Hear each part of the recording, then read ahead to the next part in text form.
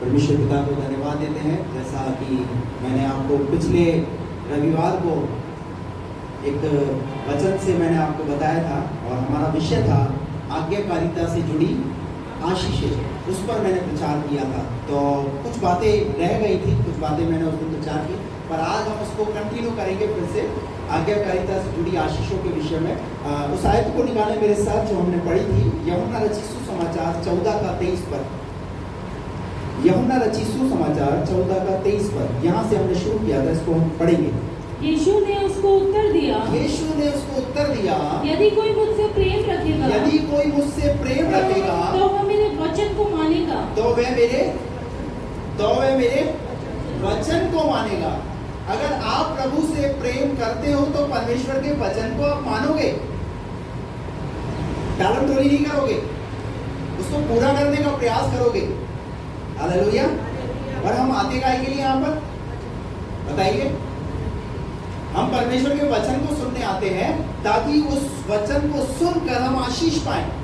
क्योंकि आपको पता नहीं, परमेश्वर ने आपके लिए बहुत सारी आशीषों को रखा है, बहुत सारे वरदानों को परमेश्वर ने आपके लिए, आपके परिवार के लिए रखा है, पर वो प्राप्त तभी कर पाएंगे जब हम उसके वचन को मानेंगे। भजन संहिता 138:2 में उसने कहा, उसने अपने नाम से ज्यादा वचन को महत्व दिया। अपने जीवन में हम देखें कि हम कितना परमेश्वर के वचन को महत्व देते हैं। एक जगह से निकाले, 1 यूहन्ना 2 अध्याय उसका 3 और 4 पद पढ़िए।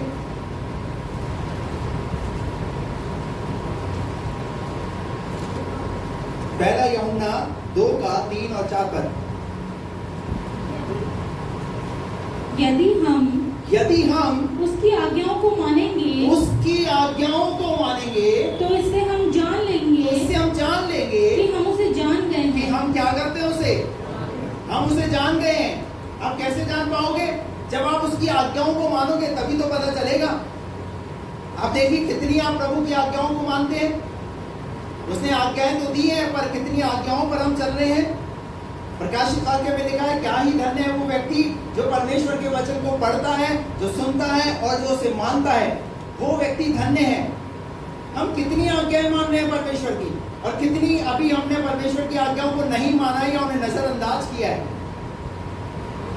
धन्य है वो व्यक्ति जो क्या परमेश्वर की आज्ञा को मानता है। इससे हम जान लेंगे और हम उसे जान गए हैं। जो वो ये कहता है, मैं उसे जान गया हूँ। आप परमेश्वर को कैसे जान सकते हैं? बिना बाइबल पढ़े आप परमेश्वर को जान सकते हैं क्या? आप जब तक परमेश्वर को वचन को पढ़ेंगे नहीं, उसकी आज्ञाओं को समझेंगे नहीं, तब तक आप उसे जान नहीं पाएंगे।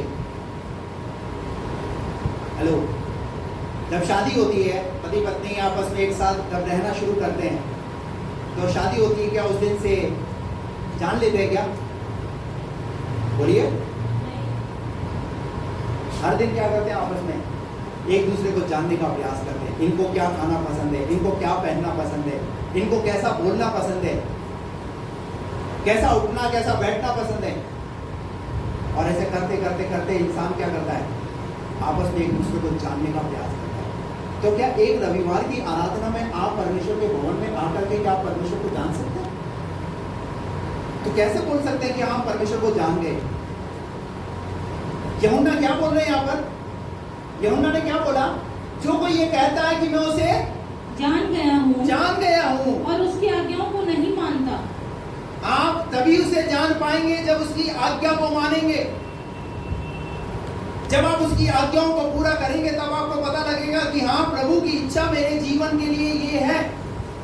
जो ये कहता है मैं उसे जान गया हूँ और उसकी आज्ञाओं को नहीं मानता, पर उसकी आज्ञाओं को नहीं मानता, तो वह झूठा है। वो कैसा है? तो आप झूठे बनना चाहते हैं, सच्चे बनना चाहते हैं? अगर आप सच्चे बनना चाहते हैं तो परमेश्वर की आज्ञाओं का पालन करना है। एक व्यक्ति यीशु मसीह के पास आया, मत्ती रचित सुसमाचार के पुस्तक में लिखा हुआ है, और आकर के वो कहने लगा, प्रभु गुरु, मैं अनंत काल का जीवन पाना चाहता हूँ। यीशु मसीह ने देखा, अरे वाह, कितना अच्छा सब्जेक्ट लेकर के मेरे पास आया, अनंत काल के जीवन की बात कर रहा है। मेरे अपने जीवन काल के अंदर मैंने देखा है कि कोई मेरे पास इस तरीके से नहीं आया। सब लोग कोई खाने के लिए आया, कोई चंगाई के लिए आया, कोई छुटकारे के लिए आया, पर ये व्यक्ति देखो, ये व्यक्ति मुझे समझ पाया है। और ये काय की बात कर रहा है? अनंत काल के जीवन की बात कर रहा है, स्वर्गीय जीवन की बात कर रहा है। अरे इसे कैसे पता चला स्वर्गीय जीवन के बारे में? तो यीशु मसीह ने भी उसमें इंटरेस्ट दिखाया, यीशु मसीह ने भी उससे बात करना शुरू किया। हालेलुया। बाइबल कहती है जब वो कहने लगा प्रभु मैं अनंत काल का जीवन पाना चाहता हूं, तो यीशु मसीह ने क्या बोला उसे? आज्ञाओं को माना कर। क्योंकि आप कैसे जान सकते हैं उसे? जब आप उसकी आज्ञाओं को मानेंगे तभी आप उसे जान सकते हैं। सबसे पहला काम वो यही कहता है, आज्ञा पालन। उत्पत्ति की पुस्तक के अंदर जब हम देखते हैं परमेश्वर ने आदम और हवा की जब रचना की, उसके बाद परमेश्वर ने उन्हें एक आज्ञा दी। ढेर सारी आज्ञाएं नहीं दी, पर सिर्फ एक आज्ञा दी। और क्या कहा था कि उस फल को मत खाना। यह आज्ञा, सिर्फ एक आज्ञा। पर काम क्या हुआ? उस आज्ञा के विपरीत काम हुआ। उस आज्ञा का पालन नहीं कर पाए आदम और हवा, और उनकी वजह से, आदम और हवा की वजह से पाप इस पृथ्वी पर आ गया। आज्ञा पालन से आशीषें जुड़ी हुई हैं। जब तक वो आज्ञा पालन करते रहे, तब तक उस अदन की वाटिका में रहते रहे। जिस दिन उन्होंने आज्ञा का उल्लंघन किया, तुरंत उसी समय परमेश्वर ने देर नहीं लगाई, उन्हें अदन की वाटिका से बाहर कर दिया। मैं क्या समझाना चाह रहा हूं आपको? आप यहाँ आशीष पाने के लिए आते हैं, पर आशीष पाने के लिए आप यहाँ अपना समय दे रहे हैं, अपना पेट्रोल जला रहे हैं, आप यहाँ पर आ रहे हैं, पर उसके बाद अगर उसकी आज्ञाओं को नहीं मान रहे, परमेश्वर के वचन को नहीं मान रहे, तो आप आशीषित नहीं होंगे। व्यर्थ हो जाएगा सब कुछ। परमेश्वर का वचन कहता है कि जो कोई ये कहता है कि मैं उसे जान गया पर उसकी आज्ञा को नहीं मानता। वो जवान लड़का कहने लगा मैं प्रभु आज्ञाओं को मानता हूं, और बचपन से मैंने आज्ञाओं का पालन किया है। और बताने लगा कौन कौन सी आज्ञा है। तो निर्गमन के 20वें अध्याय में 10 आज्ञाओं का जिक्र है। उन 10 आज्ञाओं में से कुछ आज्ञा उसने बताना शुरू किया है। मैं चोरी नहीं करता, मैं हत्या नहीं करता, मैं अपने माता पिता का आदर करता हूँ। यीशु मसीह ने इन सब बातों को सुना। क्या बात है, इतना वचन इसे याद है। अच्छा लगा यीशु मसीह को। पर यीशु मसीह पता है वो अंदर तक घुस जाता है, वो अंदर तक चला जाता है।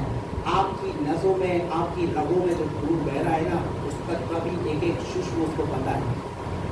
आपके मन में जो चल रहा है ना, वो सब कुछ उस प्रभु को पता है। आप उससे कुछ पा सकते हैं। यीशु मसीह ने इन सब बातों को सुनकर क्या बोला उसे?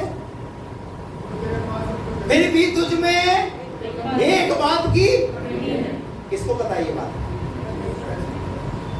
आपके जीवन में जो घटी है, आपके जीवन में जो चल रहा है, वो सब प्रभु को पता है।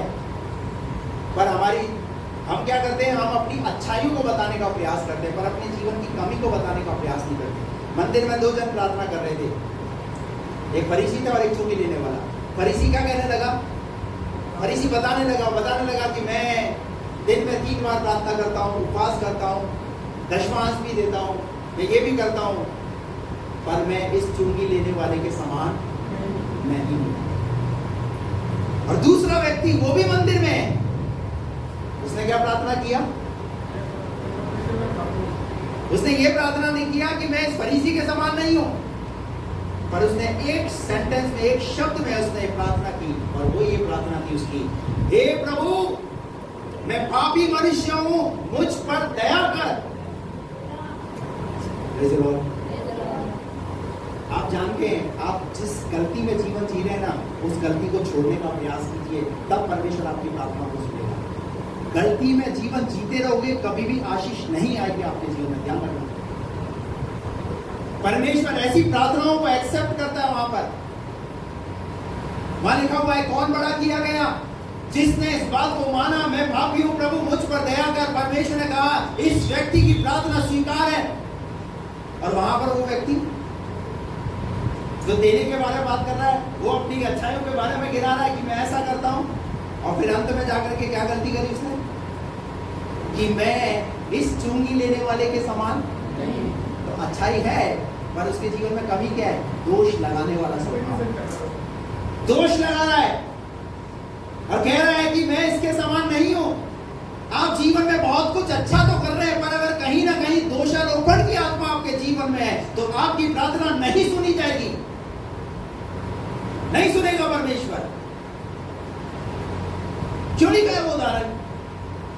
हमारी समझ के लिए, ताकि हम इस प्रकार से अपने जीवन में दोष ना लगाएं। रोमियो के 2 अध्याय में लिखा हुआ है, हे दोष लगाने वाले तू निरुत्तर है। तू जिस बात में दोष लगाता है उसी बात में तू दोषी ठहरता है। उस जवान लड़के ने जब अपनी आज्ञाओं को गिनाया, बताया, तो यीशु मसीह ने कहा तुझमें एक बात की घटी है, एक बात की कमी है। और प्रभु ने क्या बोला उसे?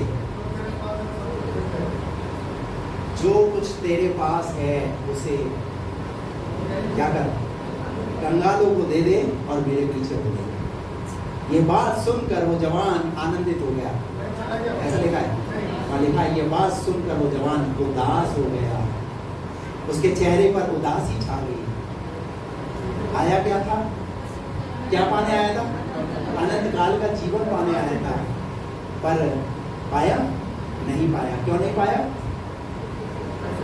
क्योंकि उसे पता है पैसा कैसे कमाया जाता है। इनको तो पता नहीं है प्रभु को।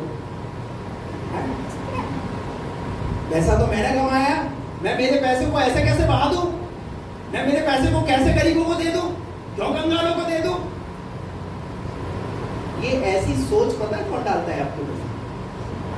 शैतान।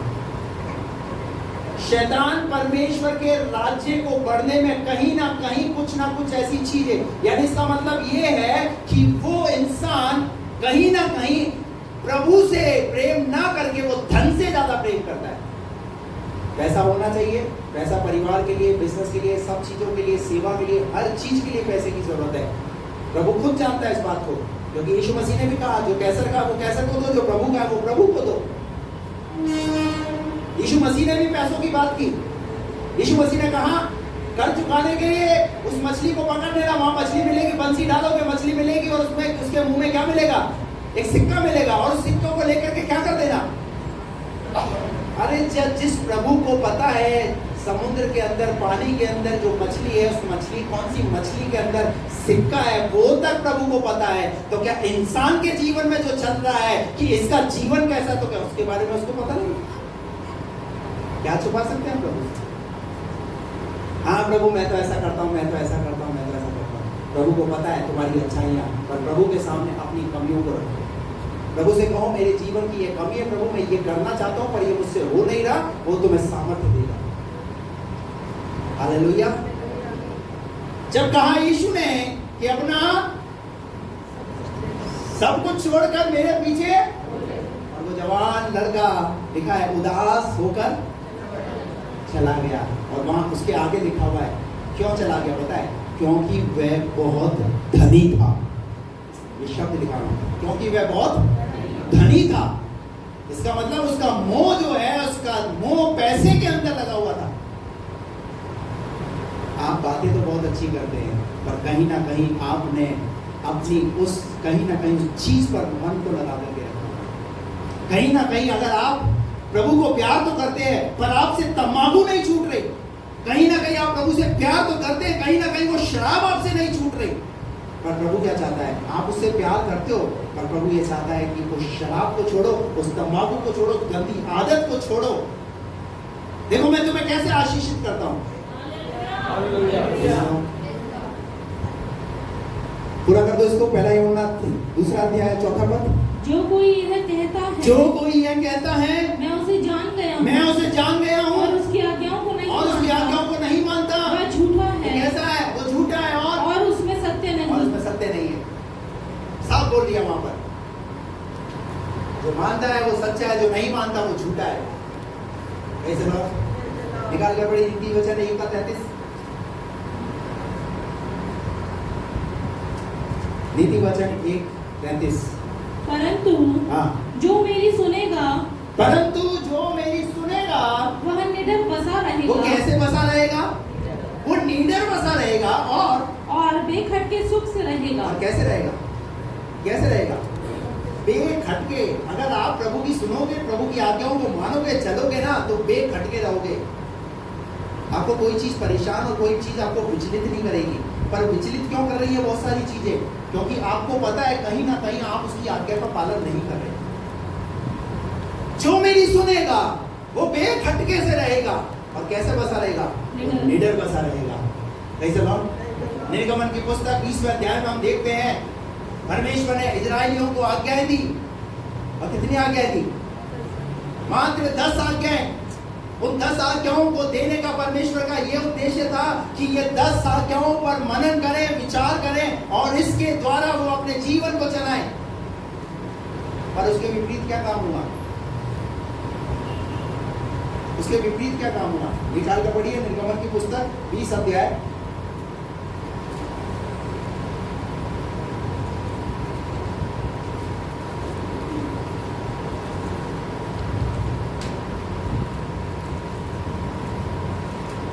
जल्दी पढ़ो, एक से पढ़ो।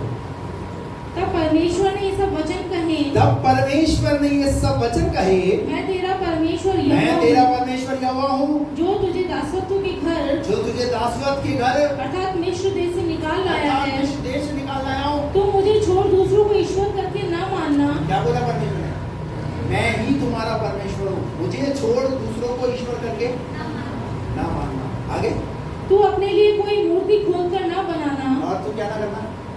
तू अपने लिए कोई मूर्ति खोद कर ना बनाना। आगे, ना किसी की प्रतिमा बनाना हाँ, जो आकाश में या पृथ्वी पर या पृथ्वी के जल में है। किसी की का मतलब क्या है? किसी की भी, तो किसी की भी, इवन इसमें यीशु मसीह की भी प्रतिमा की बात हो रही है। प्रतिमा ही होगी ना, फोटो तो क्या फोटो होगी? वो तो कह रहा है मेरी भी प्रतिमा मत बनाना, मेरी भी प्रतिमा अपने घर में मत रखना, क्योंकि मैं तो आत्मा हूं, मैं तो तुम्हारे हृदय में रहना चाहता हूं, मैं तो तुम्हारे दिलों में रहना चाहता हूं। एक अन्य व्यक्ति भी जो है वो अपने घर में प्रतिमा रख रहा है, और एक प्रभु पे विश्वास करने वाला भी एक जीसस क्राइस्ट का ऐसा फोटो रखा होगा। अगर आपने ऐसा फोटो अपने घर के अंदर रखा होगा, इसका मतलब अभी तक आपने यीशु मसीह को क्रूस पर चढ़ाया हुआ है। यीशु मसीह अब क्रूस पर नहीं है। यीशु मसीह ने हमारे पापों के लिए अपने आप को बलिदान कर दिया है। हालेलुया। किसी की भी, हेलो, सब यही हैं आप लोग हैं? नहीं रहना है, कहीं जाना नहीं है, अभी समय नहीं हुआ है। किसी की भी ना बनाना। कौन बोल रहा है? वो सर्वशक्तिमान परमेश्वर। आगे, तू उनको दंडवत ना करना। और क्या नहीं करना? क्या नहीं करना? उनको झुकना नहीं, उनके आगे दंडवत नहीं करना, और ना उनकी उपासना करना। आगे, क्योंकि मैं तेरा परमेश्वर, क्योंकि मैं कौन हूँ? क्योंकि मैं तुम्हारा परमेश्वर हूँ, और यहोवा जलन रखने वाला परमेश्वर हूँ। और जो मुझसे बैर रखते हैं हाँ। उनके बेटों, पोतों और परपोतों को भी पितरों का। अगर आप उन आज्ञाओं का उल्लंघन करोगे तो सुनो, किसको दंड मिलेगा? उनके बेटों, पोतों और परपोतों को भी पितरों का दंड दिया करता हूँ। क्या करूंगा? 4 पीढ़ी तक क्या बना रहेगा? दंड बना रहेगा, श्राप बना रहेगा। आप परमेश्वर की आज्ञा का उल्लंघन करोगे, आज्ञा को नहीं मानोगे, तो आज्ञा उल्लंघन के कारण श्राप आएगा आपके जीवन में। श्राप ही तो पीढ़ी से पीढ़ी चलता है, वो क्या बोलेंगे उसे? वो श्राप ही तो हुआ, क्योंकि परमेश्वर कह रहा है मेरी आज्ञाओं का पालन करना है, मेरी आज्ञाओं को मानना है, और अगर ऐसा नहीं करोगे तो बेटों, पोतों, परपोतों, पितरों का दंड तुम्हें। क्योंकि गलती कौन कर रहा है? गलती कौन कर रहा है? माता पिता। और माता पिता गलती करेंगे तो भुगतान किसको भुगतना पड़ेगा? बोलिए ना, समय रहते आज्ञा पालन में आ जाओ, नहीं तो दंड। परमेश्वर का वचन कह रहा है कि दंड भोगोगे। क्या हम दंड पाने के लिए प्रभु के पास आए? क्या हमने दंड पाने के लिए प्रभु पर विश्वास किया?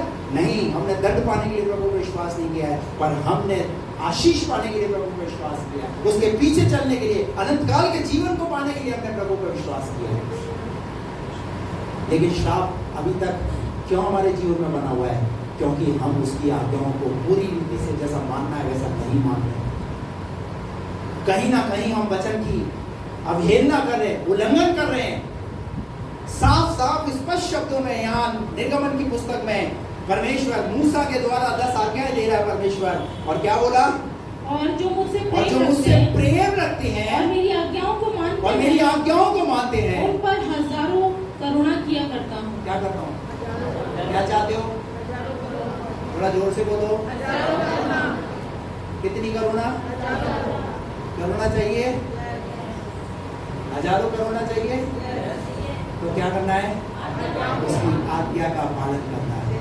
परमेश्वर को कहता है उसकी आज्ञा कठिन नहीं है। जब आप चलना शुरू करोगे आपको बड़ा आनंद आएगा। अरे ऐसा परमेश्वर, हम ऐसे परमेश्वर की आराधना करते हैं। पतरस को पानी पर चलाया उसने। पानी पर चल सकता है कोई इंसान? लेकिन जब आप उसकी आज्ञाओं को मानोगे, जब आप उसकी सुनोगे ना, तो वो बेखटके वो पानी पर चलाएगा।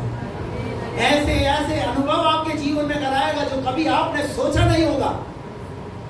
मैं जब 2 दिन पहले अशोक जी के घर में जब मैं गया, वहां पर उस बहन ने अपने मुंह से गवाही दिया, पास्टर जी आपको याद है मैंने कुछ समय पहले आपसे प्रार्थना कराया था कि मुझे 20 साल हो गए।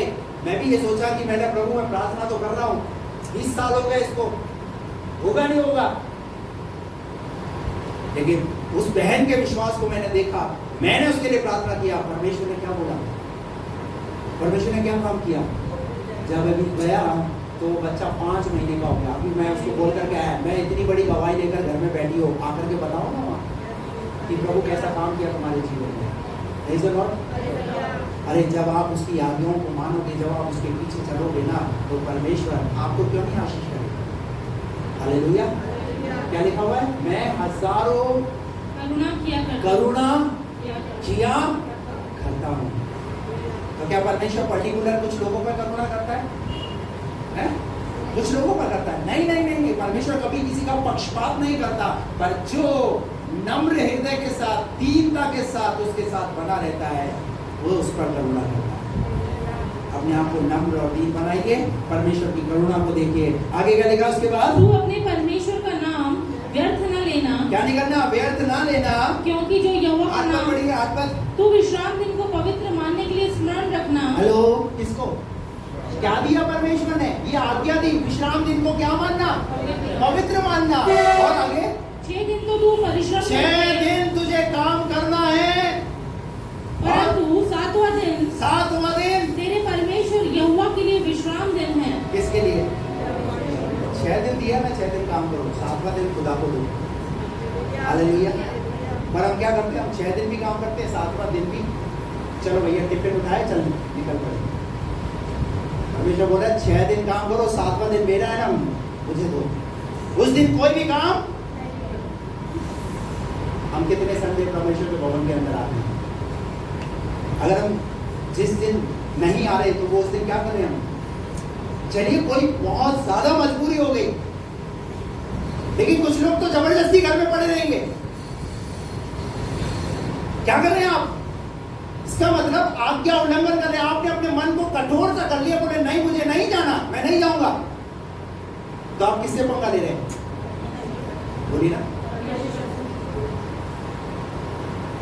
परमेश्वर की आज्ञाओं का पालन करना सीखिए, और जब आप सीखेंगे तो आपके बच्चे सीखेंगे, और आपके यहाँ जो भी आता है ना उनको भी सिखाइए।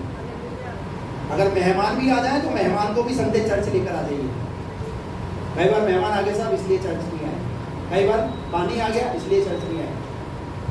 पूरे सप्ताह भर के कपड़े थे, संडे को धोने हैं, संडे एक ही दिन तो छुट्टी मिलती है। आप मैनेज करना सीख सकते हैं, मैनेज कर सकते हैं, आप रात को धो सकते हैं। अगर आपका प्रभु से प्रेम है ना, तो आपके अंदर उस प्रेम से पता चलेगा कि आप प्रभु से प्रेम करते हैं। आप आराधना को मिस नहीं करेंगे। पवित्र दिन को, उस विश्राम के दिन को क्या मानोगे आप? पवित्र मानकर उसकी आराधना करोगे। आगे क्या लिखा है? उसमें ना तो तू किसी भांति का काम काज करना, और न तेरा बेटा, न तेरी बेटी, न तेरा दास, न तेरी दासी, न तेरे पशु, न कोई परदेसी जो तेरे फाटकों के भीतर हो। तेरा बेटा, तेरी बेटी, तेरे दास, दासी, इवन नौकर चाकरों को भी क्या करना है? अगर वो आपके साथ हैं उनको भी क्या बोलो? काम करो। और अगर वो प्रभु विश्वास नहीं करता तो बोले तेरा आज रेस्ट पे जा, जा छुट्टी कर दूं आज। वैसे तो पादी साहब आज कौन सी शिक्षाएं लेकर आ गया कि मेरी शिक्षाएं नहीं, परमेश्वर का वचन में ये बातें हैं। आज्ञाकारिता से जुड़ी आशीषें हैं। हालेलुया। और क्या बोला? क्योंकि 6 दिन में यहोवा ने आकाश और पृथ्वी और समुद्र और जो कुछ उनमें है सबको बनाया, और 7वें दिन विश्राम किया। इस कारण यहोवा ने विश्राम दिन को आशीष दी दी। क्या दिया परमेश्वर ने? किसको? तो आराधना का दिन, रविवार का दिन कौन सा दिन है? और आप नहीं आ रहे हो तो क्या कर रहे हो? आप बोलो ना, क्या कर रहे हो? आशीष हो रहे हो। क्योंकि 6 दिन काम करना और 7वें दिन मैं तुम्हें क्या करूंगा? आशीष करूंगा। आगे बढ़िए। और उसको पवित्र ठहराया। तू अपने पिता और अपनी माता का आदर करना, जिससे जो देश तेरा परमेश्वर यहोवा तुझे देता है उसमें तू बहुत दिन तक रहने पाए। तू खून न करना, तू व्यभिचार न करना, तू चोरी न करना, तू किसी के विरुद्ध झूठी साक्षी न देना, तू किसी के घर का लालच न करना, न तो किसी की स्त्री का लालच करना, और न किसी के दास दासी या बैल गधे का, न किसी की वस्तु का लालच करना। समझ में आया कुछ? निर्गमन की पुस्तक 10-20 अध्याय के अंदर यहाँ पर परमेश्वर ने इजराइलियों को 10 आज्ञा दी, और 10 आज्ञा देने का उद्देश्य ये था कि इन आज्ञाओं को ध्यान रखकर ये अपने जीवन को चलाएं, ऐसा कुछ भी ना होने पाए। हालेलुया। परमेश्वर की आज्ञा में बने रहें। परमेश्वर ने आपको ये लॉ की किताब दी है ताकि इसके अनुसार आप अपने आध्यात्मिक जीवन को चलाएं, अपने परिवार को चलाएं। अब पूछे परमेश्वर से कि परमेश्वर तेरी मर्जी हमारे जीवन के लिए क्या है? आज्ञाकारिता में बने रहोगे, आशीषें पाओगे।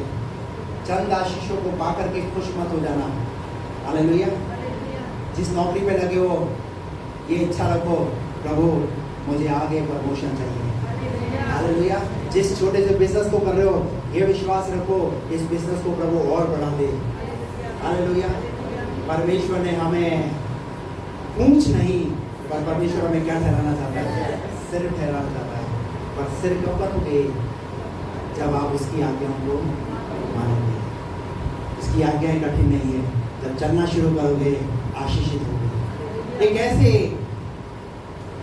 लोगों के लिए मैं आपको परमेश्वर के वचन से बताऊंगा जो लोग कितना अपने कुलपतियों का आदर करते हैं। यिर्मयाह की पुस्तक उसका 35वां अध्याय मेरे साथ निकालें, और उसका 1 पद से इसको हम पढ़ेंगे। यहाँ पर पढ़िए 35 का 1 पद से। योशिय्याह के पुत्र यहूदा के राजा यहोयाकीम के राज्य में यहोवा की ओर से वचन यिर्मयाह के पास पहुंचा। रेकाबियों के घराने के पास जाकर उनसे बातें कर। एक घराने के विषय में बात हो रही है, और ये कौन सा घराना है? रेकाबियों का घराना। रेकाबियों के घराने के विषय में ये क्या है? उनसे बातें कर, क्या कर? और उन्हें यहोवा के भवन की कोठरी में ले जाकर दाख मधु पिला। कौन करा रहा है काम? कौन बोल रहा है? तो परमेश्वर बोल रहा है। परमेश्वर देखिए क्या करने के लिए कह रहा है, क्या सिखाना चाह रहा है परमेश्वर। आगे तब मैंने याजन्याह को, जो हसनिय्याह का पोता और यिर्मयाह का पुत्र था, और उसके भाइयों और सब पुत्रों को अर्थात रेकाबियों के सारे घराने को साथ लिया। मैं उनको परमेश्वर के भवन में एक दलिया के पुत्र हानान, जो परमेश्वर का एक जन था, उसकी कोठरी में ले आया, जो हाकिमों की उस कोठरी के पास थी, और शलूम के पुत्र डेवरी के रखवाले मासेयाह की कोठरी के ऊपर थी। तब मैंने रेकाबियों के घराने को दाख मधु से भरे हुए हंडे और कटोरे देकर कहा, दाख मधु पियो। क्या परोसा गया इन्हें?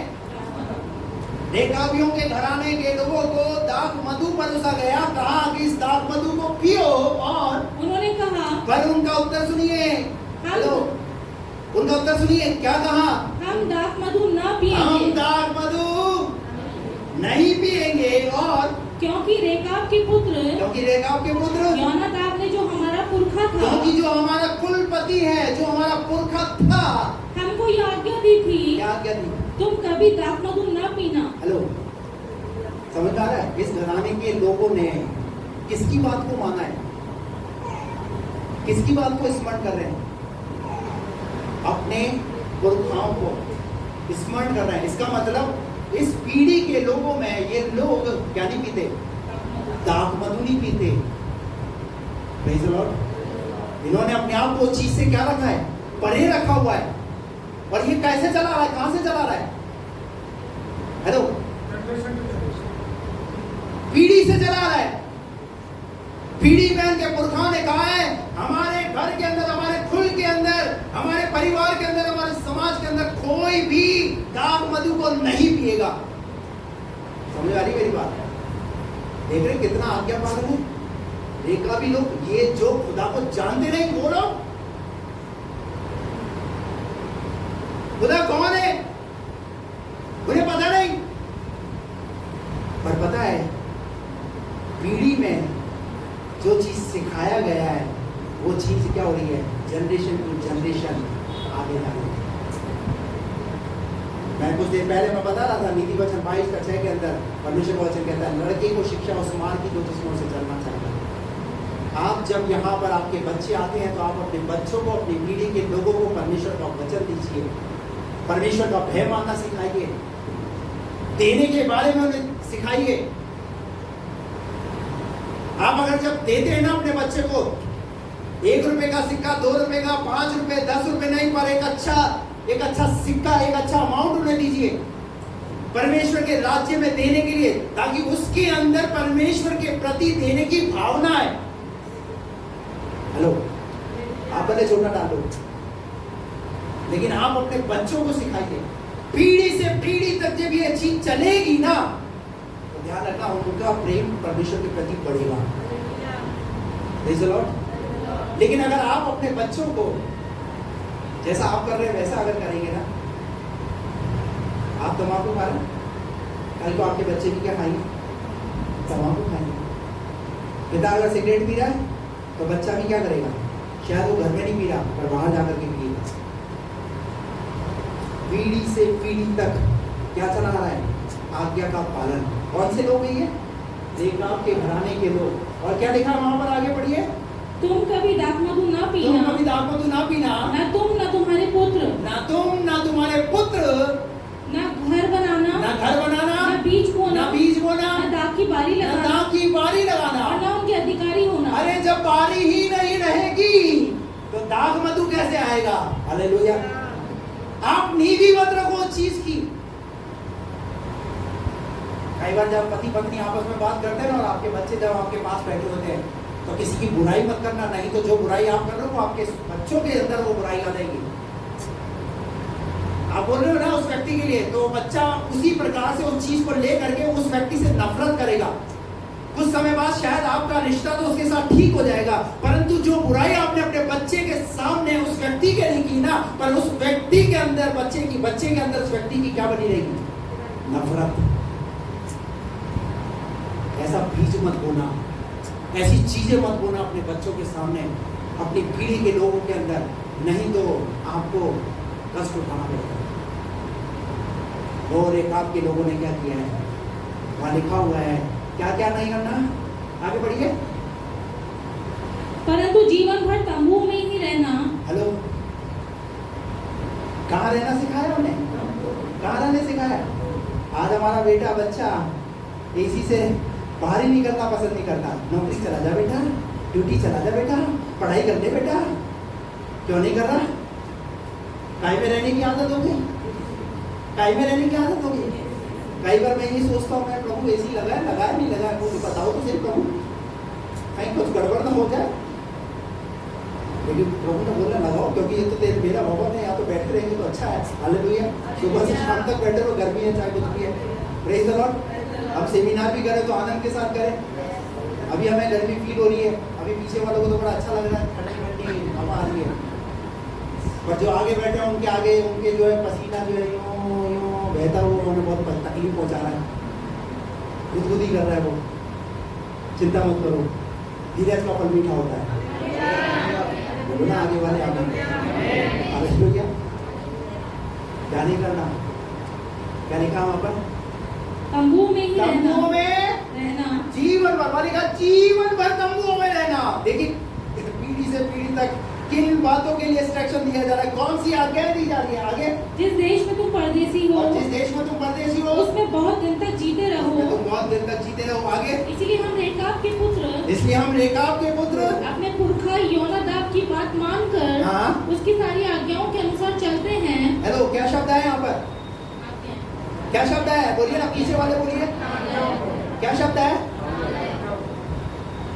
क्या मानते हैं? उनकी आज्ञा नहीं, उसके आगे एक और शब्द लिखा हुआ है, सारी आज्ञा। कितनी?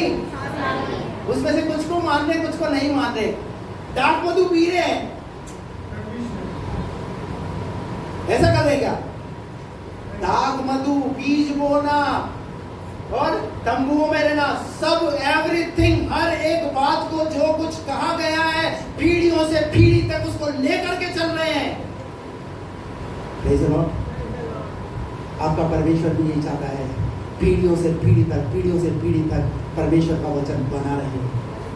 इजरायलियों को जो आज्ञा दी है वो आज तक चली आ रही है और चलती रहेगी। उसको ले जाना, उसको पहुंचाना आपका काम है। क्या लिखा है? हमें क्या दिया गया है? इसलिए रेकाब के पुत्र अपने पुरखा योनादाब की बात मानकर, अपने पुरखा की बात को मानकर उसकी सारी आज्ञाओं के अनुसार चलते हैं। हाँ। न हम और न हमारी स्त्रियां, न पुत्र पुत्रियां, न पुत्र न पुत्रियां अभी दाख मधु पीती हैं। कितना विश्वास से बोल रही है। नीति वचन 1:33 में मैंने क्या पढ़ा था कि जो परमेश्वर की सुनेगा वो बेखटके से रहेगा। ये लोग कैसे रह रहे? ये बेखटके से रह रहे। क्यों? क्योंकि ये अपने पुरखा की बात को मानकर चल रहे हैं। परमेश्वर के वचन को जब आप बेखटके से पूरा करोगे ना, बड़ा मजा आएगा। उस पर चलना शुरू कीजिए। अगर अभी तक नहीं चले, जिन बातों में नहीं चले उनमें चलने का प्रयास कीजिए। जब चलेंगे थोड़ा तकलीफ जरूर होगी, लेकिन आगे आनंद ही आनंद है। यशायाह 1:19 में लिखा है, यदि तुम आज्ञाकारी होकर मेरी मानोगे तो इस देश के उत्तम से उत्तम पदार्थों को तुम खाने पाओगे। किसका प्रॉमिस है ये? उस परमेश्वर का प्रॉमिस है। परमेश्वर ने इजरायलियों को मिस्र से निकाला और परमेश्वर उन्हें किस मंजिल तक पहुंचाना चाहता है? कनान। कहा कि उस देश में मैं तुम्हें लेकर जाऊंगा जहां दूध और मधु की धाराएं बहती है। Praise the Lord। मिस्र से निकाला, परमेश्वर ने कनान तक पहुंचाया। पर कौन लोग पहुंचे? जिन्होंने आज्ञा का पालन किया वो लोग कनान तक पहुंचे। जिन्होंने आज्ञा का उल्लंघन किया, बाइबल कहती है वो रास्ते में ही ढेर हो गए, वो रास्ते में ही मर गए। गुड़ उड़ाने वाले वो वहीं ढेर हो गए। बीते समय मेरा एक सब्जेक्ट था, गुड़गुड़ाना आत्मिक जीवन का कैंसर है। कई बार हमारा गुड़गुड़ाना हमारे जीवन के लिए उस कैंसर की बीमारी की तरह हमें खाता रहता है। जैसे कैंसर के कीटाणु क्या करते हैं? इंसान को खाते रहते हैं। वैसे ही एक इंसान का गुड़गुड़ाना उसे खाता रहता है। उन चीजों से बाहर निकल कर आए। Praise the Lord. आगे बढ़िए। उसके बाद, और ना हम घर बनाकर उसमें रहते हैं। हाँ।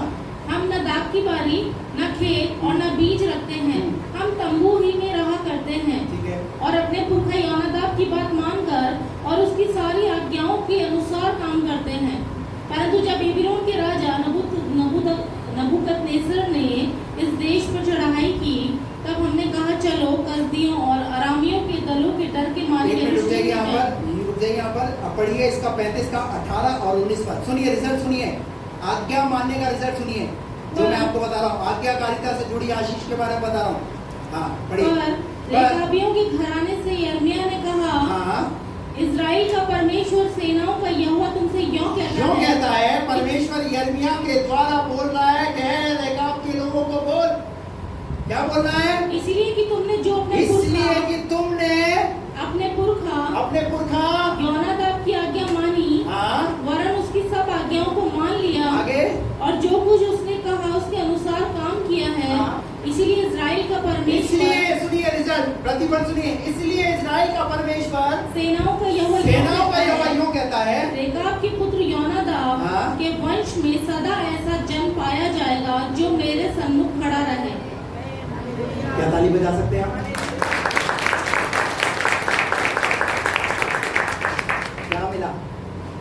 क्या मिला? परमेश्वर की तरफ से ऑनर, आदर। क्या आदर मिला? पढ़ो इस लाइन को, नीचे वाली लाइन को। रेकाब के पुत्र योनादाब के वंश के सदा ऐसा जन पाया जाएगा जो मेरे सन्मुख खड़ा रहे। जो मेरे सन्मुख। Praise the Lord.